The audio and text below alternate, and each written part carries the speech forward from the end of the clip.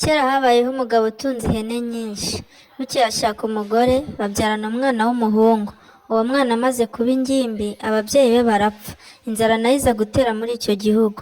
Umwana agatungwa n'ihene ababyeyi be bamusigiye. Bukeye umukobwa wihitiraga arabutswe wa muhungu, aribwira ati uwajya kwihakirwa kuri uriya muhungu, yenda yakiriye inzara, ndetse akangira umugore, byabura akangira umuja. Umukobwa arikora aramusanga, amubwira ko ashaka ubuhake. Umuhungu aramurongora, barabana, babaho batuzwe n'inyama z'ihene.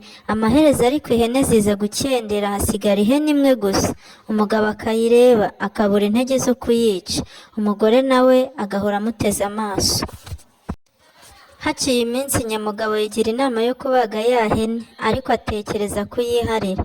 Agushakira ubujeni arabwiyegereza, abwira umugore kumushakira umutsima, bisa n'uworosora uwabyukaga. Umugabo abaga ihene, umugore arateka, ahishije bararya, ibisigaye umugore arabipfundikira. Umugabo bimurya mu nda. Inyama zitatetswe bazitara ku rusenge nk'uko bari basanzwe babigira, bararyama. Umugore amaze gushyirwayo, umugabo akemura ku bwanwa bwe, yenda ubujeni n'ubwo bwanwa abitera ku kananwa k'umugore, arangije arisinziriza. Bitinze umugore aza gukanguka, yumva ibintu bimuhanda ku munwa, akeka ko ari ikirago kimuhanda. Akoze ku kananwa yumva ubwanwa, induru arayidehera ati, iri shyano ngushije ndarikwiza he? Bumaze gucya arabyuka, umugabo yisigaza mu buriri. Umugore atangira gupfunika yivugisha ati, ibi bintu ndabicika ntiko nta mugore wameze ubwanwa? Umugabo asa n'ukangukiye hejuru, maze abaza umugore bya nyirarureshwa ikimuriza. Umugore yenda uruhu yari yiteye, arwikinga mu maso, oya si ukurakuraho. Umugabo aramwegera aramubwira ngo niyihanagure aceceke. Umugore arahora, akuraho uruhu aramwereka. Umugabo yifata ku munwa arumirwa. Bigeze aho umugabo ati, mbere kurya ihene uri umugore nabyitaga iby'inzara nkakwihorera.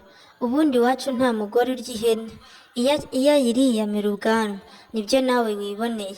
Yungamo ati, ariko humura nzi umuti wamara ibyo shyano wagushije. Umugore ashyitsa mu nda agatima, aricecekera.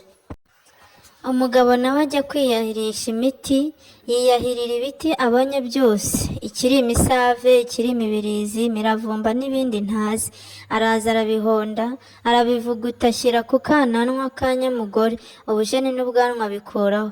Umugore arirahira ati, hehe no kuzongera kurya inyama y'ihene, si njye wahera hahera umugani.